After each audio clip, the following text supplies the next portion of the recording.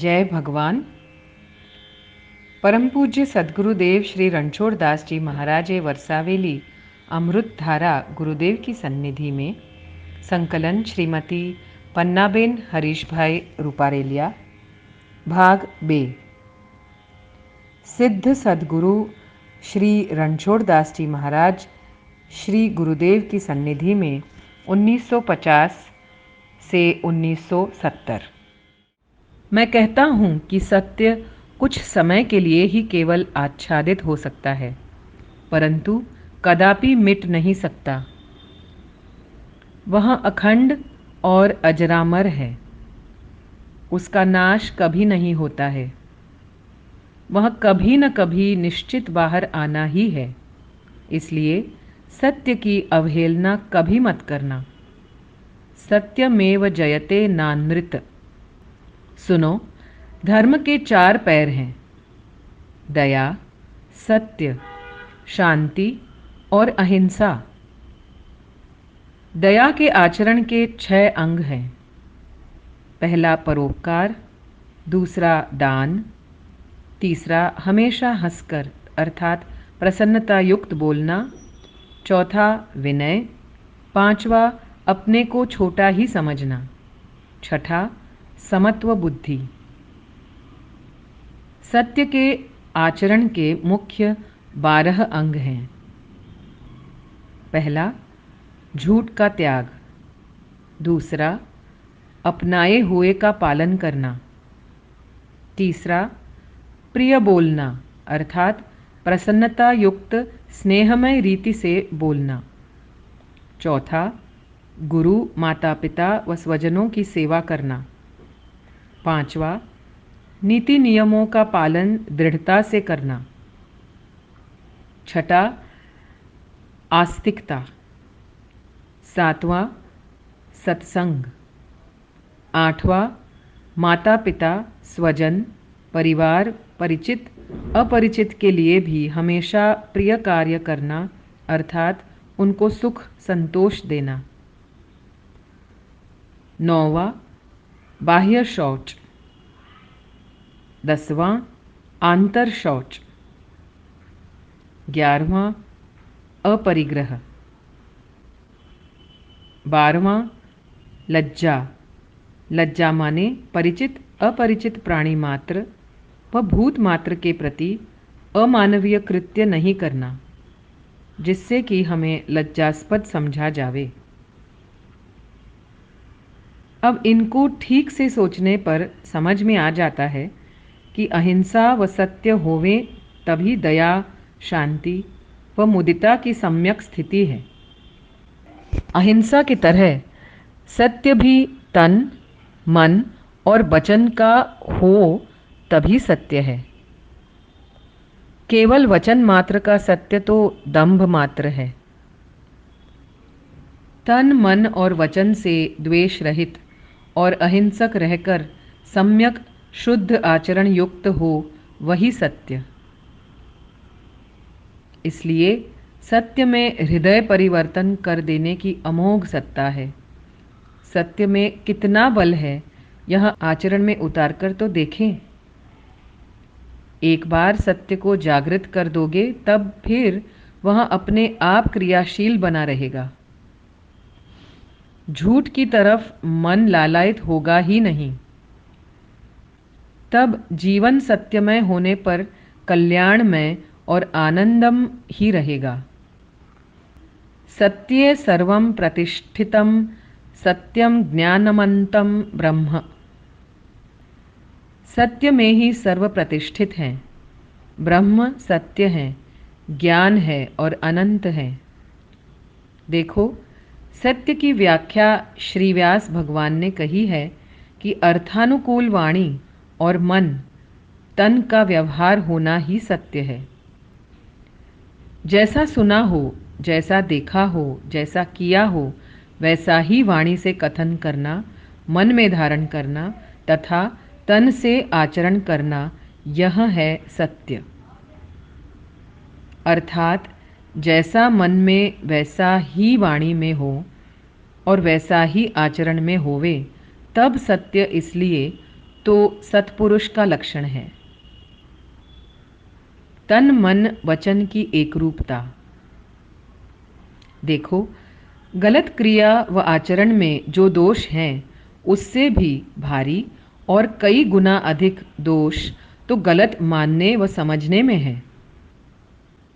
पहला परद्रव्य चुराना, दूसरा निर्दोष का घात करना और तीसरा किसी के भी ऊपर बुरा अनुमान करना या झूठा दोष लगाना। ये तीनों एक से पाप कर्म हैं।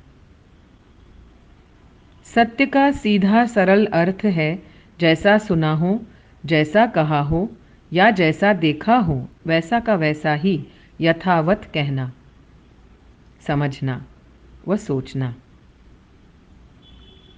अनुमान से या दूसरे प्रकार के शब्दों के द्वारा या दूसरे प्रकार के भाव व्यक्त करते हुए उसको विकृत नहीं करना, मोड़ना या मरोड़ना नहीं। अगर ऐसा कुछ भी किया जाता है तो पक्का जानना कि वह असत्याचरण है। सत्य में असत्य की या असत्य में सत्य की प्रतीति होना बुद्धि का दोष है। या यूं समझो कि सत्य में दोष कराने वाली अशुद्ध बुद्धि है। किसी के ऊपर दोषारोपण व दोषपूर्ण अनुमान करने में कारण केवल अपनी मन की क्षुद्र मलिन वृत्ति है। जानकर भी या जानते हुए भी राग द्वेष, काम, क्रोध या भय लोभ से प्रेरित होकर सही सही बात यथावत नहीं बताना बड़ा घोर पार कर्म है। झूठी गवाही देना बड़ा घोर दुष्कृत्य है। सिर्फ एक बार धर्मराज युधिष्ठिर जी ने संदिग्ध वाणी से सत्य को असत्य में आवृत करके कहा था, न रोवा कुंज रोवा, परंतु इसका फल हिमालय में जाते हुए मार्ग में भोगना पड़ा था। यह प्रसिद्ध है। इसलिए यह कभी नहीं भूलना कि पूछने पर भी सत्य को छिपाना या उससे विपरीत ढंग से कहना बड़ा ही घोर पातक है। एक सत्य को भी छिपाने वाला सर्व पदार्थों की चोरी का पाप कई जन्मों तक भोगता है। इसलिए सतत सावधान रहना और रागादि या काम क्रोधादि से प्रेरित होकर सत्य को मत छिपाना तथा किसी के ऊपर झूठा दोष या दोषपूर्ण अनुमान कदापि नहीं लगाना। सब ही ते साचा भला, जो दिल साचा होए, साच बिन सुख नाही है, कोटि मरे तो कोय। एक असत्य को समझने से परमार्थ मार्ग तो स्पष्ट होता ही है, परंतु व्यवहार मार्ग भी स्पष्ट हो जाता है और तभी मन चाही सफलता व लौकिक उन्नति हो पाती है। सत्य के बिना व्यवहार में शायद सफलता मिल भी जाती है तो अल्पकाल की हो जाती है, टिकती नहीं। व्यवहार में भी झूठ ज़्यादा दिन तक चलता नहीं है। एक दो बार चल जाएगा, फिर फौरन खुल जाएगा। तब झूठे का विश्वास कोई नहीं रखता है और सब कहते हैं कि वह तो झूठा है। केवल धन का दान देने से कोई दाता नहीं हो जाता है, परंतु जो दूसरों का उचित मान सम्मान करता है, सद्भाव रखता है और प्रेम पूर्वक देता है, वही दाता है। अगर परमार्थ मार्ग ग्रहण करने वाला भी ऐसा करे तो तब तक साधना शुरू होती ही नहीं। राग द्वेष, काम क्रोधादि के वश में न होकर जागृति पूर्वक अद्रेष्टा प्राणी मात्र का सुहद, प्रिय और हितु होना ही साधनारंभ है, कारण कि तभी सत्यानुष्ठान हो पाता है। यह तो निर्विवाद है कि बिना सत्यानुष्ठान के अशुभ संस्कार कमजोर नहीं होते और अशुभ संस्कारों के टूटे बिना ध्येय सिद्धि नितांत असंभव है। एक दो जन्म क्या, चाहे लाखों अबज जन्म भी निकालो, किंतु सत्यानुष्ठान के बिना भगवत कृपा की पात्रता कदापि हासिल नहीं होगी। धोखा देना, वचन भंग होना या विश्वासघात करना भी असत्य है। दिए हुए वचन का निर्वाह नहीं करना महापाप है। वचनबद्धता भी धन के ऋण जैसी है। हम वचन तो दे देते हैं पर निर्वाह नहीं कर पाते हैं, तब सोचते भी नहीं हैं कि सामने वाले पर इससे क्या क्या बीत रही है। अगर निर्वाह नहीं करना है तो वचन कदापि मत दो। निर्वाह करने की भरपूर भावना से वचन देने पर भी तुम्हारे कुछ मनगढ़ंत कारण या संयोगवशात वचन का निर्वाह नहीं कर पाते हो, तो तुम्हें चाहिए कि फौरन सामने वाले को अपनी मनोदशा या परिस्थिति स्पष्ट बतलाकर उससे क्षमा मांग लो। सामने वाले को आशा, विश्वास या अंधेरे में मत रखो, जो कि अहम ऐसा करने नहीं देता है। परंतु सोचो तो सही कि सामने वाला तुम्हारे भरोसे पर कैसे दिन निकाल रहा है। मैं इतना स्पष्ट कह रहा हूँ कि क्योंकि कुछ ऐसा ही मामला है, यह जरूरी बात है कि जो विश्वास के योग्य न हो उसका विश्वास कदापि नहीं करना चाहिए, परंतु जो विश्वास के योग्य हो उसका अविश्वास भी नहीं करना चाहिए। ये दोनों बातें ऐसी हैं कि थोड़ी सी सावधानी रखने पर कुछ ही दिनों में बराबर अनुभव में आ जाती हैं। यही हो जाता है ऋणानुबंध या परस्पर के संस्कारों की ग्रंथि। दूसरी बात यह है कि बराबर एक ही प्रकार का कर्म, विचार, वर्तन या वचन व्यवहार करने पर अंतःकरण पर उसकी छाप गहरी हो जाती है, फिर वह जल्दी से मिट नहीं पाती है। संसार व जन्म मरण जल्दी मिटते क्यों नहीं? कारण कि मोह, ममता, झूठ, अनीति व राग द्वेषादि के संस्कार इसी प्रकार से पुष्ट गाढ़े होते हैं, तब फिर जल्दी मिटते नहीं हैं। देखो, वाणी एक दिव्य शक्ति है और पानी एक दिव्य तत्व है। इन दोनों के आधार पर सारे संसार का कार्य सुचारू रूप से चल रहा है। इसलिए वाणी व पानी का निरर्थक व्यय कदापि नहीं करना चाहिए, परंतु हम दोनों को कितनी हद तक निरर्थक बहा रहे हैं, इस पर ध्यान देने से ही मालूम पड़ेगा। वाणी संयम साधने की इच्छा वालों को सोच समझकर विचार पूर्वक तथा शांति से वाणी बोलने की आदत डालते समय अपनी वाणी के दोषों के साथ साथ ही अपने मलिन विचार वृत्तियों के बारे में भी मालूम पड़ जाता है। कारण कि वैखरी वाणी तो वाणी का स्थूल बाहरी स्वरूप है, जो शब्दों को लेकर व्यक्त होता है और सुनाई पड़ता है। वैखरी वाणी का अव्यक्त स्वरूप मन के भाव व विचार हैं। किसी भी व्यक्ति या घटना के लिए मन में अनुकूल या प्रतिकूल भाव उठता है, फिर उसके अनुरूप विचार बंद हो जाते हैं। कटु, कठोर, क्रोध, दुर्वचन की भाषा अथवा स्नेह, सद्भावपूर्ण भाषा अथवा अवहेलना, उदासीनता की भाषा या ऐसी ही कोई भाषा भाव व विचार के अनुरूप उसी वक्त तैयार हो जाती है और तत्काल वही भाषा वैखरी वाणी के द्वारा बाहर सुनाई देती है। जिनकी चित्त शुद्धि, भाव शुद्धि तथा कर्म शुद्धि होती है, उसी के मन की स्थिति ऊंचे स्तर पर सहज तौर से अविचलित बनी रहती है और तभी वह हमेशा शांत, अनुद्वेग कर, सत्य और विनयी मृदु वाणी बोल पाता है। भीतर में अगर अशुभ वृत्तियाँ होंगी तो ऊपर की मीठी वाणी ज़्यादा दिन तक बोल नहीं पाओगे। 2-5 अवसर पर मुश्किल से मीठी वाणी का अंचला ओढ़े ढक पाओगे, और फिर तो भीतर में जो तीव्र वृत्ति है वही अपने अनुरूप शब्दों की भाषा ओढ़कर बाहर में अपना स्वरूप व्यक्त कर ही देती है।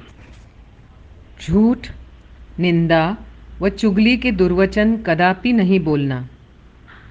गाली व कटु दुष्ट वचन कदापि नहीं बोलना। शास्त्रों में कहा है कि जो कोई दुर्वचन बोलता है उसका सद्भाग्य माने पुण्य चौक्कस घटता है, और जो कोई वाणी को दोषों से रहित रखता है उसके प्रति पुण्य आकर्षित होते रहता है। गाली अंगारा, क्रोध ज्वाला, निंदा धुआं होए, इन तीनों को पर हरै साध कहावै सोए। शब्द संभाली बोलिए, शब्द को हाथ न पाँव। एक शब्द है औषधि, एक शब्द है घाव। इसलिए आवेश के समय मन के साथ पूरा परिश्रम करते हुए सावधानी पूर्वक बिल्कुल मौन रखना। दूसरों की बुराई, दोष या अपराध की स्मृति को भुलाकर मन को जबरन भगवन नाम जाप में लगाने के परिश्रम में संलग्न रहना। क्रोध या दुर्वचन बोलने के पहले और बाद में भी प्रयत्नपूर्वक बार बार सोचना चाहिए कि अगर ऐसा वचन मेरे से कोई कहता है। निरर्थक वाणी के 2 दोष हैं। पहला, इससे हमारा अहम प्रदर्शित किया जाता है और प्रदर्शन का परिणाम है अहम पुष्टि। दूसरा, ऐसी इधर उधर की बातों में से सुनने वाला कदाच अपने स्वार्थ पूर्ति का अनुसंधान ढूंढ लेता है और उसका दुरुपयोग ऐसी व्यक्ति जो कि इस चर्चा के समय हाजिर भी नहीं हो उसके प्रति करता है। संभव है कि ऐसा दुरुपयोग तुम्हारे प्रति भी किया जावे। सदैव स्मरण में रखना कि जितना जैसा बोलना होता है उतना ही वैसा चिंतन, मनन व सूक्ष्म संवेदन होता रहता है। इसलिए भले ही निंदा, झूठ, चुगली आदि न होवे, फिर भी ऐसी निरर्थक वाणी नहीं बोलना। मिथ्या तथा दोष अपराध को प्रकट करती पापयुक्त वाणी नहीं बोलना। व्यर्थ वाणी के दोष से भी अधिक दोष मिथ्या व पापयुक्त वाणी के हैं। किसी के दुराचार की बातें बिना प्रयोजन के बोलना नहीं चाहिए। प्रयोजन को ठीक से सोचना, समझना, पश्चात बोलना। तुम्हारे प्रति प्रेम, सद्भाव व श्रद्धा, भरोसा रखने वाली परिचित व्यक्ति या उसका कोई आप्तजन उस दुराचारी के द्वारा किसी प्रकार से भ्रमित या पीड़ित हो जावे, या दुराचारी पर विश्वास श्रद्धा रखने लग जावे, या उसी प्रकार के दुराचार में फंसता जाता हो, तब दुराचार से बचाने का संयोग उपस्थित होवे, उस वक्त उस परिचित व्यक्ति को या उसके आप्तजनों को एकांत में उस दुराचारी के दुराचारों की बातें केवल उस व्यक्ति के हित की भावना से इस प्रकार संयमित भाषा व भाव के साथ समझा देवें ताकि वह वैसे दुराचारों से बचने के लिए सावधान हो जावें। इस पर भी मर्यादा यह है कि 2-3 बार कहना समझना, बाद में तुम्हारा मंतव्य पूछे तभी पूर्ववत संयम पूर्ण भाषा भाव के साथ पुनः समझना। विपर्य वाणी नहीं बोलना। देखो, जब एक मनुष्य कुछ बात कहता हो तब बीच में आवेशपूर्वक और जल्दबाजी से उसी बात पर बोलना उठना कि नहीं। नहीं, वह बात उस प्रकार की नहीं है, परंतु इस प्रकार की है और मैं उसे जानता हूँ इत्यादि इस प्रकार बोलना यह विपर्यय वाणी है। देखो, किसी के प्रति धिक्कार की भावना रखना और उसके लिए हमेशा नफरत की वाणी बोलते रहना भारी नीचता है, कारण कि इस संसार में कोई भी प्राणी पदार्थ न तो पूर्णतया बुरा है न तो पूर्णतया अच्छा है। यहाँ पर जो भी है वह गुणदोषमय ही है। किसी के छिद्र या निर्बलता की सत्य बात द्वेषपूर्वक प्रकट नहीं करना। ऐसी बात कहकर व्यंग्ययुक्त उपहास करना नहीं।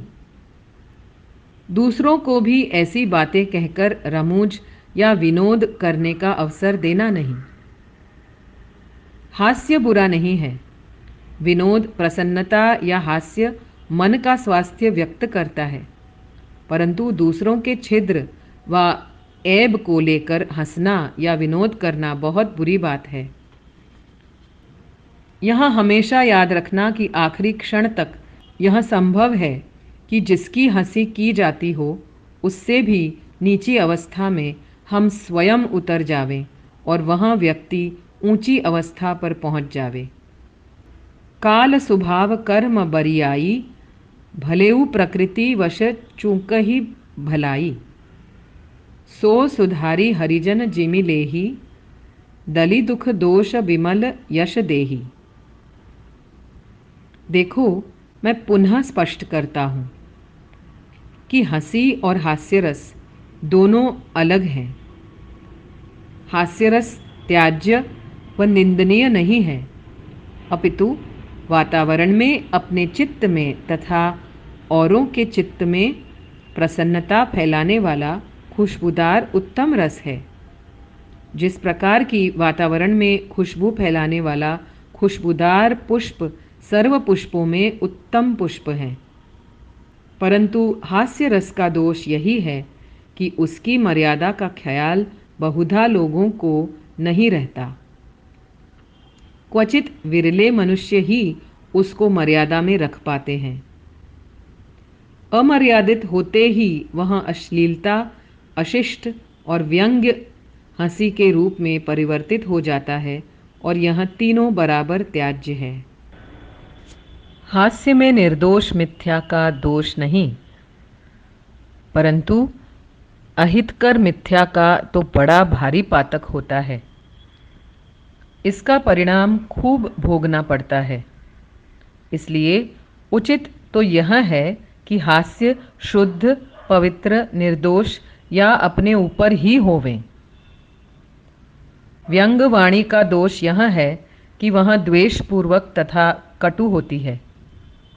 इसलिए निश्चित ही लड़ाई, झगड़ा व उद्वेग पैदा करती है। हंसी मजाक में भी दुखकर व अप्रिय वाणी नहीं बोलना चाहिए। जिसको जो बात व्यंग से कही जाती है वही बात सरलता से उसी को साफ साफ शब्दों में शांतिपूर्वक कहना चाहिए। मर्म वाक्यमपि नोररयणीयम। मधुर वचन कटु बोली गो, बिनु श्रम भाग अभाग। कहु कहु कल कंठ रव, काका कररतर काग। हाँ भाई, वाणी के जिस दोषों को मैं अब कहने वाला हूँ उसे सुनते हुए सब मन में कहेंगे कि मेरे में यह दोष नहीं है और मैं भी ऐसा नहीं मानता हूँ, परंतु हमारे श्री श्री कबीर जी महाराज ने जो कहा है वही बतला रहा हूँ। सातों सागर में फिरिया, जम्बू द्वीप के पीठ। निंदा पर की नहीं करें, सो कोई विरला डीठ। निंदा करने से जो पाप लगता है वह मांस, मदिरापान, व्यभिचार या चोरी करने के पाप से भी अधिक गहरा है। देखो, मांस, मदिरापान या चोरी, व्यभिचार आदि पाप कर्म ऐसे ही हैं कि जब छोड़े जाते हैं तब उनके पाप कर्म भी उसी वक्त बंद हो जाता है, परंतु निंदा के द्वारा जो पाप कर्म होता है उसकी तो एक श्रृंखला बन जाती है। एक निंदा वचन से जिसकी निंदा की जाती है उस व्यक्ति के प्रति कईयों के चित्त में राग, द्वेष, क्रोध, हिंसा या विद्रोह आदि का उद्भव हो जाता है। तब परिणाम यह होता है कि निंदा सुनने वाले लोग अपनी अपनी रागादिकों की मलिन वृत्तियों को लेकर उस व्यक्ति की अधिक निंदा और बुराई करते हैं। परम धर्म श्रुति विदित अहिंसा, पर निंदा समय अद्य न गहिसा। इसलिए निंदा के परिणामों की श्रृंखला बनी रहती है। जो निंदक को तब तक भुगतना पड़ता है जब तक वह जिसकी निंदा की गई हो उससे क्षमा प्राप्त नहीं कर लेता। निंदा का दाग तो तभी मिटेगा जब निंदक अपने कही हुई निंदा का सरलतापूर्वक इकरार करता हुआ उस निंदा वचनों के सुनने वालों को भी बताया रहता है कि भाई, मैंने निर्दोष की ऐसी ऐसी निंदा बातें द्वेषपूर्वक आपसे कही थी। मैंने इस भूल को अब समझी जानी है और इसलिए मैं आपसे भी क्षमा की याचना करता हूँ। कंचन तजवो सुलभ है, सुलभ त्रिया को नेह। निंदा स्तुति त्यागवो, तुलसी दुर्लभ एह। निंदा करने से एक अलौकिक प्रक्रिया बराबर होती है। निंदक का पुण्य व सद्भाग्य जिस व्यक्ति की वह निंदा करता है उसी व्यक्ति के पास चला जाता है और उस व्यक्ति के पाप तो निंदक के पास चले आते हैं। उस व्यक्ति के तो पुण्य का जमाव हो जाता है, त्यों त्यों वह तो उत्तरोत्तर उन्नति प्राप्त कर जाता है और तेजस्वी होता जाता है, परंतु निंदक उतना ही तेजविहीन और असफल हो जाता है। निंदक को इस प्रक्रिया का डबल परिणाम मिलता है। एक तो उसके पुण्य का तेज घटता जाता है और ऊपर से सामने वाले के पाप उसके पास आ जाते हैं, तो अंतःकरण में अंधकार ही अंधकार बढ़ जाता है। उसको सही सूझता नहीं, सामने वाले के गुणोत्कर्ष को जान नहीं पाता और उसकी सदैव निंदा करता है। अगर ऐसी आदत हो तो बिल्कुल छोड़ देना चाहिए। इसके लिए जागृति पूर्वक सोचना कि मेरे में भी कई दोष आदि हैं और मैं दूसरों के दोष व छिद्र की बातें क्यों करता हूँ। अपने दोषों को समझने में भूल नहीं करोगे तो उनको निकाल पाओगे। औरों के गुण सुनकर ईर्ष्या की उग्र जलन उठती है, औरों के दोष सुनने में खूब आनंदाभूति होती है। स्वयं तो आसुरी संपत्ति में रचा पचा है। निंदा, राग द्वेष, चुगली, मिथ्यारोप आदि के कई भारी भारी पाप कर्मों का बड़ा नगर बसता है, परंतु दूसरे का एकमात्र छोटा दोष देखकर भी सहन नहीं कर सकता है। स्वयं भले नगर बसा रहा हो, परंतु दूसरे की एक छोटी सी झोपड़ी की भी निंदा करने लगता है। अपने अपार दोष दुर्गुण देखता नहीं, लेकिन दूसरे का मामूली दोष प्रकट करता रहता है। बुरा जो देखन मैं चला, बुरा न मिलिया कोई। जो दिल खोजा आपनो, मुझसा बुरा न होए। निंदा हिंसा के समान बुरी वृत्ति है और तन, मन और वचन तीनों प्रकार से हो सकती है। वचन से निंदा होती है, यह तो अपने सब खूब ही जानते ही हैं। फिर नेत्रों से, हाथ से अथवा शरीर के किसी भी अंग के द्वारा इशारा व इंगित करते हुए भी किसी व्यक्ति के लिए दुर्भाव कहा जाता है। जिसके प्रति जलन उठी हो वो व्यक्ति चाहे कितनी ही दूर होवे, फिर भी उसके प्रति दुर्भावना की वृद्धि पुष्टि करते रहना यह भी निंदा है। जो हृदय से की जाती है यह सबसे बुरी निंदा है। इससे हमारा सत्व ही मलिन विकृत हो जाता है। अपना हृदय भीतर ही भीतर इससे 24 घंटा जलता रहा है और सारी बातें भुला देता है। द्वेष, ईर्ष्या, राग, मत्सर आदि के संस्कार इससे खूब गाढ़े और गहरे जम जाते हैं। इसलिए संतानों ने कहा है कि किसी के दोष, अपराध या दुराचार का स्मरण करना यह भी बड़ा भारी पाप है। ईर्ष्या व निंदा वृत्ति का दोष यह है कि सत्य बात, सत्य स्वरूप तथा सही वास्तविकता को जानने नहीं देती है। तन, मन, वचन के सभी व्यवहारों में सभी प्रकार की अशुद्धियाँ बढ़ती रहती हैं, अर्थात पथभ्रष्ट कर देती हैं। संतों की अनुभूति की ऐसी बातें पारस भाग नाम के ग्रंथ में बड़ी अच्छी तरह से समझाई हैं। तात्पर्य तो यह है कि निंदा करना व सुनना नहीं।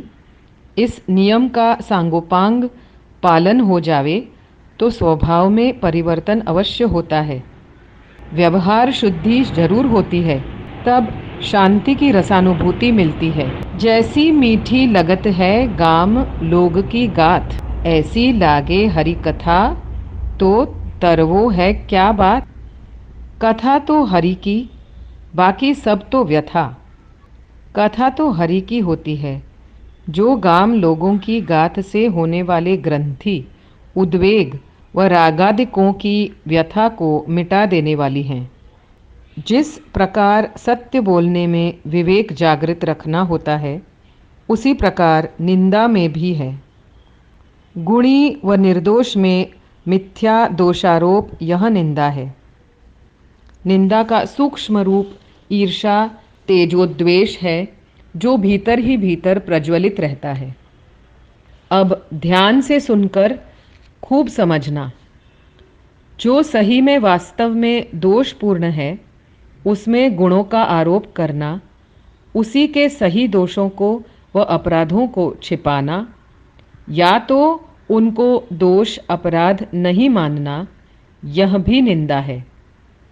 गुणी के गुणों को नहीं मानना और दुर्गुणी के दुर्गुणों को नहीं मानना, दोनों निंदा है, मन की मलिनता है। नीति स्पष्ट कहती है कि शत्रु के भी गुणों को बखानना चाहिए और मित्र के या स्वजन के दोषों का भी स्वीकार करना चाहिए। जो जैसा है ही उसे वैसा कहने में या बताने में निंदा या दोष नहीं। नीति वचन तो यहाँ तक कहता है कि न्याय की चर्चा करने वाली सभा में निंदा पात्र दोषित व्यक्ति के दोष कर्म कहा नहीं जावे तो उस व्यक्ति के दोषित कर्मों का आधा पाप तो सभापति को जाता है, चतुर्थांश पाप उस व्यक्ति को और शेष चतुर्थांश पाप सभा के सदस्यों में बंट जाता है। निंदा पात्र के दोष अपराध खुले किए जाने पर सभापति पाप रहित रहता है। सदस्य भी निंदनीय की निंदा नहीं करने के अपराध दोष से मुक्त रहते हैं और पूरा पाप उसी व्यक्ति को लगता है। इसलिए न्याय व दंड की व्यवस्था सत्पुरुषों ने की है। भगवान के यहाँ भी न्याय व दंड की व्यवस्था है। भगवान के यहाँ इसलिए देर है, परंतु अंधेर कदापि नहीं है। जो सत्य बात शांतिपूर्वक हेतु से तथा 5-10 के बीच में कही जाए, उसको मैं निंदा या कटु नहीं मानता। आत्मश्लाघा कदापि नहीं करना। इससे समस्त तेज, ऐश्वर्य, क्षमता आदि लघुता को प्राप्त कर लेता है। अपने मुंह से अपनी बड़ाई करने वाला चाहे इंद्र भी हो तो भी तत्काल लघुता को प्राप्त कर लेता है। आत्मश्लाघा से पतन होता है। मूर्ख या कम समझने वालों से वाद विवाद नहीं करना चाहिए। समझने वालों को समझकर बोलना चाहिए। मूर्खों के या विरोधियों के परस्पर चर्चा या बकझक होते समय विचारवान को सदा मौन धारण करना चाहिए। कौओं के काँव काँव में कोकिल की मधुर कुहू कुहू को कौन सुन पाता है। जहाँ जब अनर्गल मिथ्या प्रलाप करने वालों की बोलबाला हो जावे, तहाँ तब चुप रहना चाहिए। जय भगवान। श्री सद्गुरुदेव की जय।